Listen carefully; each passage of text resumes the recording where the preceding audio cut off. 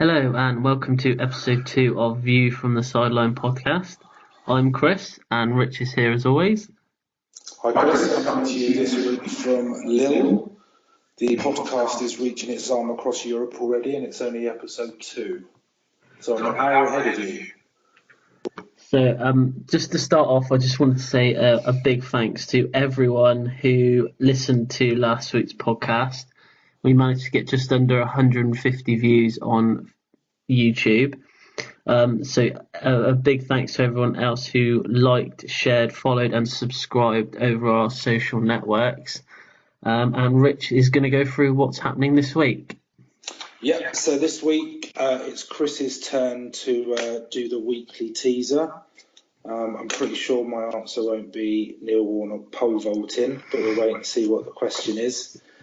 Then we're going to go through the weekend review of the matches just gone, up until last night's game, the Spurs game last night. Then we've got a new feature for this episode. You may have seen it on the Facebook page. So the topic of discussion for today that Chris and I will go through is the apparent need for teams like Spurs and Liverpool to win trophies. There's a lot about that in the press.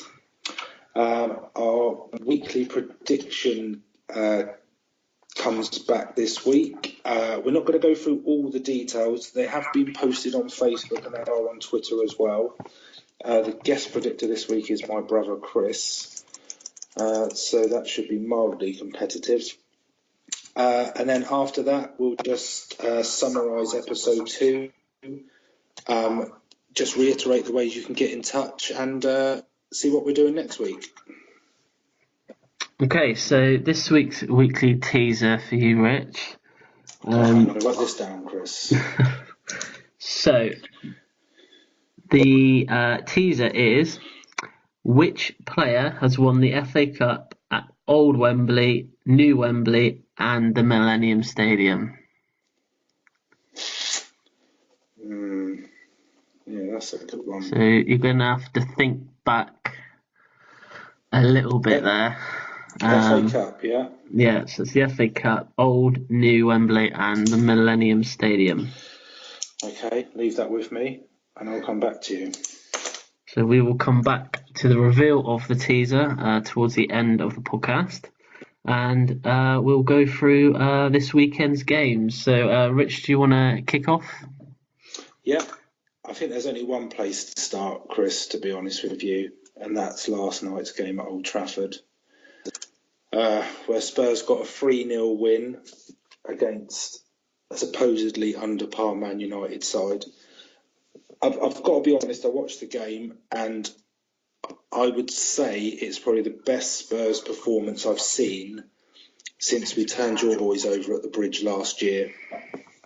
I just thought the first half, Lukaku should have scored. How he missed that, I'm not too sure, but we kind of lost one of our lives there. But the way Spurs dealt with United in the first half, and then as soon as they got the goal, they just looked in complete control. And to be honest with you, I didn't really think United offered that much. Second half, they definitely were not in the game at all. First half I thought was quite good. It was end to end. But Lucas Moura, I have to say, probably stole the show for Spurs last night, especially with his third goal. Just the pace on itself when he got round Smalling was frightening, really. It was definitely a man of the match performance. But one thing I'd say about that game is if you think back to a couple of weeks ago, and it could still happen because the European window's still open, but all the rumours were that Danny Rose, Alderweireld and Dembele were going to leave Spurs. Rose still might, apparently, from what I'm reading. But all 3 of them started last night, and all 3 of them were unbelievable. Pretty good game. They all had such a good game. Definitely. And I just hope that none of them leave, because I just think it just makes Spurs' squad that much stronger. And with no signings coming in, that wouldn't be such a bad thing if we managed to keep hold of those 3, especially those 3. Yeah. Obviously, Mourinho walking out again of another press conference after the game. So that was obviously all over the back pages about his struggles at Man United. But He does make a good point. So he said that he's won more Premier League titles than the other 19 managers put together. that is true. Which is true. But yeah, he's just throwing his toys out of the pram a bit. But thoroughly deserved win for Spurs, I think. 3 wins out of 3. Not many teams will go to Old Trafford and get a result like that. So yeah, good result. So next, the Wolves-Man City game, which was the early kickoff on Saturday. Obviously, quite a surprise result for Wolves. Obviously, with the way that Manchester City can play and break teams down. But Wolves defending really, really well. Man City having over 70% possession and only managing to score 1 goal, 18 shots. So to keep Aguero quiet, you must be doing something right at the back. Yeah, agreed. Bit of a dodgy goal, to be fair. The goal was slightly controversial in the fact that obviously it was definitely hit his hand, but referee and linesman clearly obviously didn't see it. So, well, there's just a bit of a caveat to that. So I've been reading some stuff this morning, and it'd be really interesting to have a bit more of a look into it. But apparently, it's a legal goal. Now, there's lots of ins and outs with regards to rules about, because he's not stopping the ball going into his own net for like a penalty. Apparently, there's a clause in one of the rules which states that it is a legal goal. I think we need to read a bit more about that. I think I'm going to have to research that a little bit because that seems crazy. I listened to it, and there was a guy on the radio who had he was a ref in his local leagues or something, and he literally had the rule book in front of him, and he was quoting the rules. But I need to have a look at it really. Cool. From what I would say, it was handball. So the Arsenal-West Ham game, Arsenal winning that one by 3-1. West Ham, the first time they've lost their first 3 games since 2010. Obviously, new manager, quite a few new players, just don't seem to be able to play with each other very well. But overall, probably a good result for Arsenal, even though, to be honest, they didn't defend very well. They didn't really generally play that well either. But a good result for them. Yeah, I agree. Hopefully, really interesting one with there, I think. He was left out, wasn't he?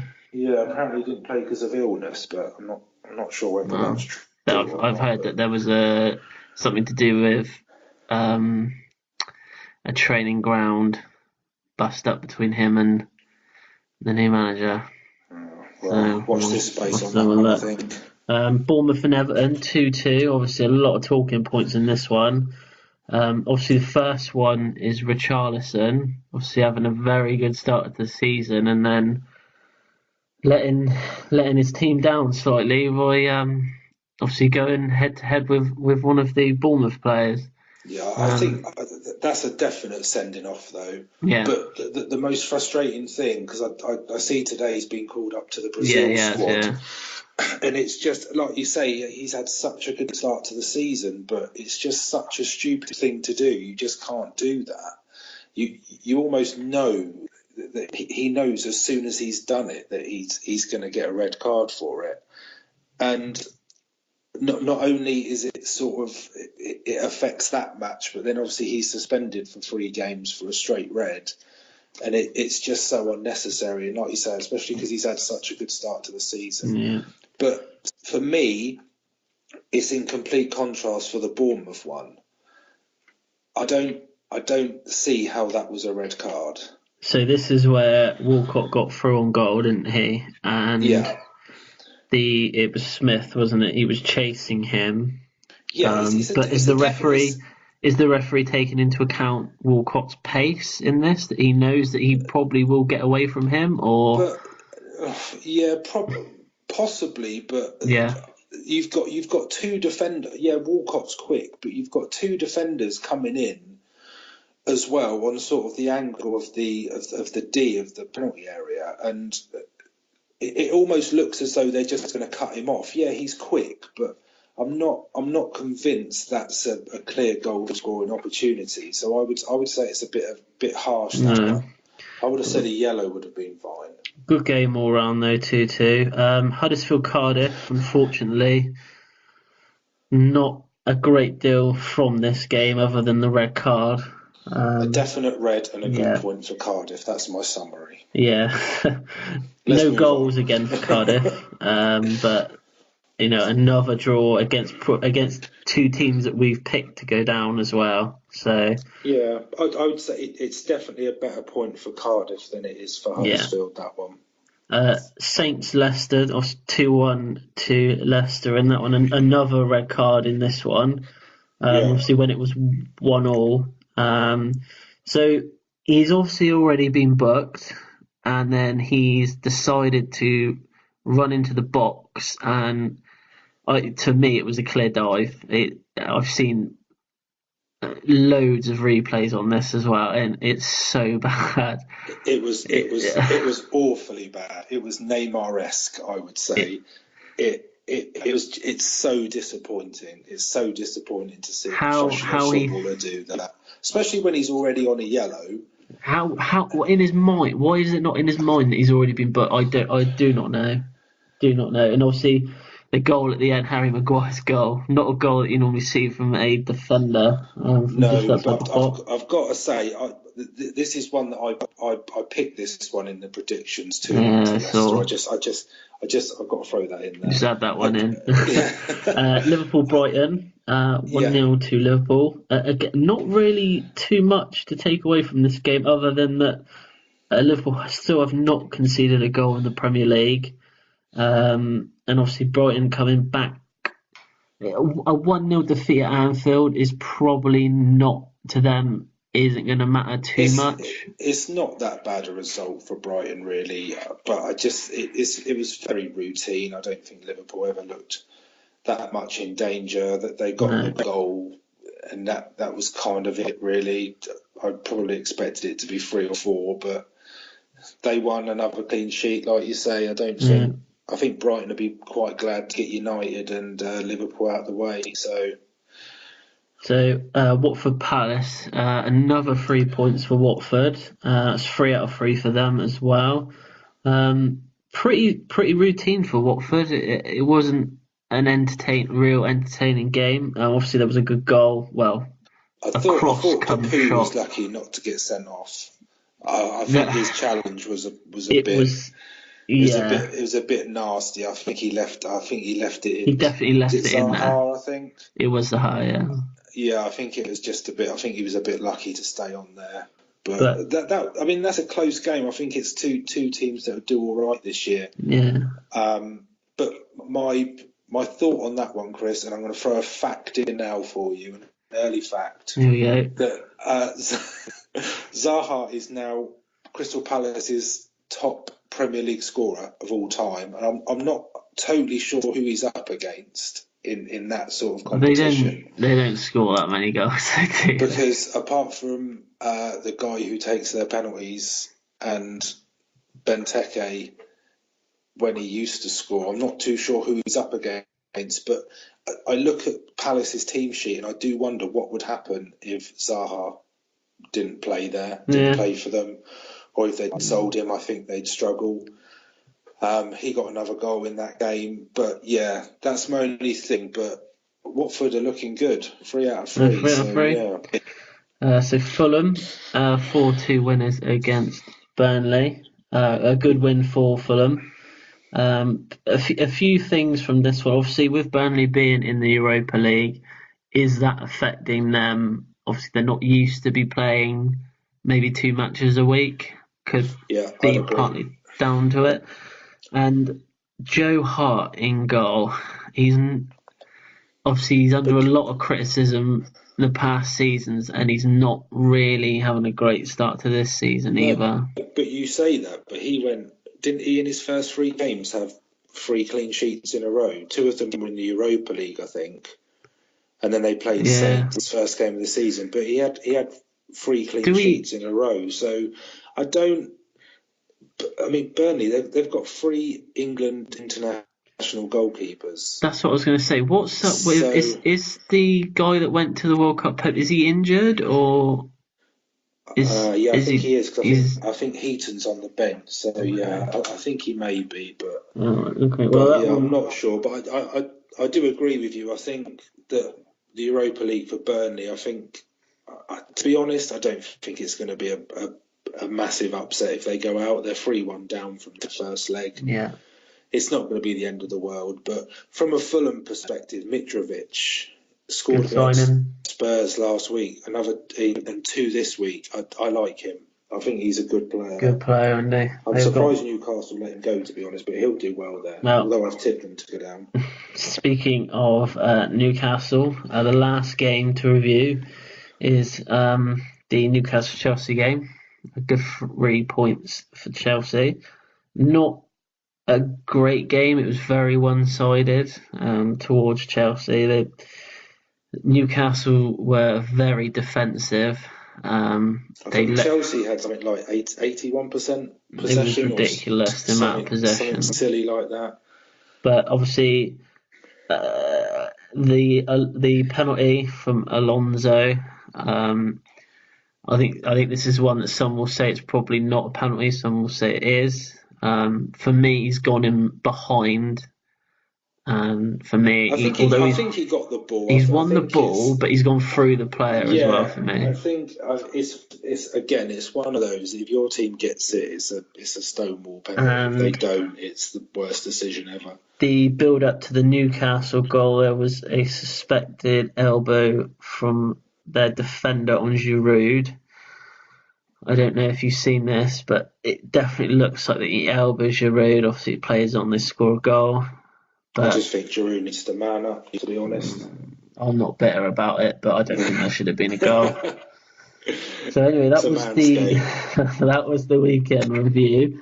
I will hand over to Rich now, who's going to talk about the topic of the week. Yes, so this is something that almost plays on my mind whenever I read or listen or watch anything about football. And it's something that seemed to be everywhere in the close season, like when the transfer window was still open. But in a nutshell, it is, why is there such pressure on teams like Spurs, like Liverpool, to win a trophy? There's always been a debate about what is worth more to a football team, so to win a trophy or finishing in the top 4. And I'm just going to throw some stats at you, Chris, as if you didn't know this was coming.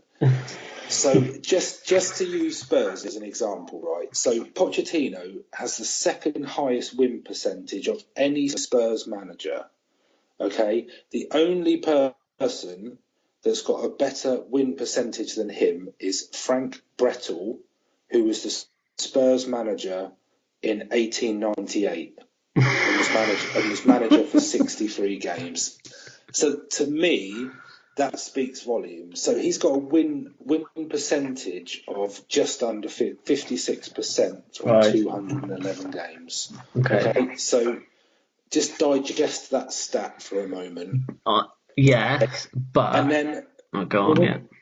When he took over, the first year Spurs finished 5th. Then they finished 3rd the next season. Then 2nd, and then 3rd again. Plus FA Cup semi-finals, latter stages of Europa League, last 16 of the Champions League. And the average league position of Spurs over the 10 years before Pochettino came was 6th. And he's finishing 3rd, 2nd, 3rd, and having runs in competitions. And Spurs as a net spend is something like 50 million. When you look at City and United, theirs is upwards of 400 million. So the question I've got is, is the progression that these managers are making and the development of players, because only one team can win a cup, only one team can win the league. So I don't feel that any manager for teams like that should be under any pressure to win a trophy. Otherwise, they're in trouble. Do you think the pressure comes from the fans rather than, say, the board of directors who I manage don't, Pochettino? I don't necessarily think it comes from the board because what Ed Woodward said about United, about he doesn't mind about what they're like on the pitch as long as they're winning money, as long as they're making money. Yeah. I think Premier League clubs will always make a profit, that they will always make money. But so I don't necessarily think the pressure's coming from the top down.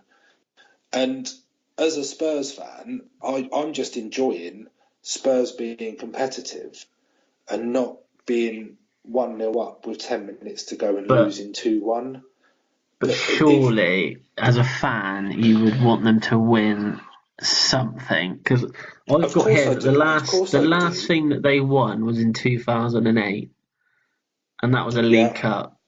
Of course I want them to win something, but I don't think that Pochettino should go or be under undue pressure if he No, doesn't. I no. think I think the same about Liverpool. I think Liverpool's probably slightly different because they've spent a lot of See, money that's this summer, that's but the they've spent it well. But realistically, that they are probably the closest challengers to City. But if they don't win the league, is Klopp under pressure? Is I he going to was lose his I job? was literally about to say that, because I've got, obviously, Surely he can't be. I reckon if they don't win a trophy this season, I reckon that they would seriously consider whether they've hired the right person. Because you look Uh, at the players that he's had at his disposal, he's probably got the second best, probably the second best team in the league on paper when you look at the players that they've got. But yeah, and you look at the players that they've had in the last 5, 6 seasons. They've had yeah, Suarez, Gerrard, Coutinho, two of which went on to win major trophies at probably the biggest club in the world. but But but my argument to that would be that Klopp hasn't had those players. no, he Klopp hasn't hasn't necessarily had had those players, Suarez. but he's had money. Yeah, he has had money. I agree with that, but I can't see who they would replace him with. So using Who out there is better than him? yeah, I know I yeah. think look at Chelsea last year, Chris. So you finished what 14th in the league, or somewhere far down that I couldn't see Chelsea in the I table. think that's a bit of an over exaggeration. 14, I right? couldn't see them. I couldn't. They were that far down. I couldn't see them. Yeah, But you won the FA Cup. yeah, Now, as a Chelsea fan, yeah. are you happy that you won the FA Cup, but this year you're in the So Europa the League? way Would you not swap that FA Cup victory to get into the Champions League? it's a good question, and it does it does obviously it's a trophy at the end of the day, which is nice to have, but obviously winning the Champions League, obviously probably the biggest trophy you can win probably as a club. I would say you probably would take fourth over a cup, but saying that, we won the league the year before, so can I really complain? And I no, probably not. But I'm not saying that Spurs will win the Champions League or no. they're going to be anywhere near winning the Champions League. But I almost feel that it's a roundabout, that you need to be involved in that competition with the financial rewards that it brings, etc., to then attract the best players that's going to give you the best chance of So winning the league. But I feel quite protective of Pochettino, that yeah, I would be really upset if he was sacked purely because he didn't win a trophy. I And I think Liverpool fans would probably feel the same, because realistically, who is out there that is any better? Who are you going to go and get? Yeah. Zidane maybe at the moment, but that's because of what happened in the summer with Madrid. But with Pochettino, I think that he's almost got a get out of jail free card with Tottenham because he has progressed the team. There's no denying that. Obviously, like you said earlier, the league positions, you have gone up in the table and stayed around that position. I don't think they'd ever sack him. It's whether he would leave to go to the likes of Barcelona or Real Madrid. But I would feel more comfortable with him leaving. Yeah. Obviously, I don't want him to leave. But I'd feel more comfortable with him leaving than him being sacked. So because of that. Both clubs. So you've said Liverpool and Tottenham as an example, but both clubs have had good-ish chances to win the league over the last 5-6 seasons. You had Liverpool back in the 13-14 season, 5 points clear with 3 games to go, and still didn't end up winning the league. Who was that? Brendan Rodgers. That was Rodgers. He was always going to mess up. That was the Gerrard slip incident where they lost to Chelsea, and then I think they lost to Palace as well, didn't they? They were 2-0 up and then ended up losing 3-2, I think. But then they should have won the league that year. And going on to Tottenham now, obviously a couple of seasons ago when Leicester won the league, they did have a chance to win the league. Yeah, they should have won it that year. Yeah, that was their best chance. But that was a fluke season, which I probably don't think we'll ever see again. Yeah, that was their best chance, I think, that they had. But I honestly think that Tottenham will win a trophy. If not this season, next season. I reckon they'll win a trophy before Liverpool will. Well, there is a rumour that's why there's such a delay on the new stadium being finished, because the trophy cabinet's so large. It's causing health and safety issues. I heard that they hadn't planned to make one, and they panicked and thought that they would need one, just to collect some dust for the next few seasons. You wait till it's finished. Not only will it be the best club ground in London, but probably the country. I've seen some pictures of it looking like a toilet seat, so we'll leave it at that. But I would say that the pressure for trophies, I would say, comes from fans, not at board level. I'd agree with you, but I don't think it's fair criticism, or I don't think it's fair pressure. No.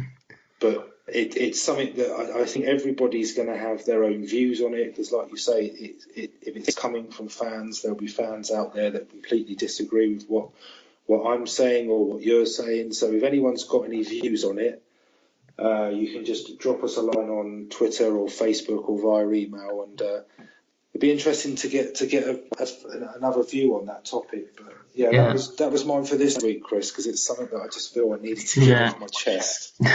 And if anyone's got some topics that they would like us to discuss, feel free to add them to one of our social media pages, which I'll give out at the end. Obviously, we're keen to get people involved and discuss the things that you guys are all thinking about. So that was this week's weekly topic. So now, Rich, have you had a think about the teaser that I gave you at the start of the podcast, which was I have. The player that has won the FA Cup at Old, New Wembley and the Millennium Stadium? Yes, I've got an answer written down, but I'm now thinking that he didn't win it at the Old Wembley. Is it Neil Warnock? Neil Warnock. It's not Neil Warnock. No, but he's won plenty of. I expect he's won a playoff final at all 3 of those venues. Probably. I'm going to go with my first instinct, but so I'm now pretty confident it's wrong. Who did he play for? What, when he won the cup? When he won yeah. No, I'm wrong. I've put Michael Owen. It wasn't Michael Owen. because I don't think Liverpool have won it at the new. Well, he wouldn't have played at the new Wembley, would he? So the actual answer is Patrick Vieira. That's a good shout, Chris. So yeah, that was this week's teaser. That's a good one. I did a lot of research. I needed to find one that I knew that you probably wouldn't get. No, that's a good one, Chris. I'm going to get you back next week. But yeah, next week Rich will be doing the teaser next week. So yeah, that is really pretty much everything for this week. So next week's podcast will drop on the 5th of September. Like I said, please get in touch with us if you've got any topics that you want us to discuss. You can do that through our Facebook channel, which is View from the Sideline, or tweet us at VFTSL Podcast, or you can email us at viewfromthesideline@hotmail.com, and go to our YouTube page, which is View from the Sideline Podcast. You can just search it at the bar and it'll be like the top one that comes up. And if you're on there, if you just drop it a like and subscribe, that would be great. But that is about it from me. Rich, have you got anything to add? Only the predictions. So as we said, they're on Facebook for this week.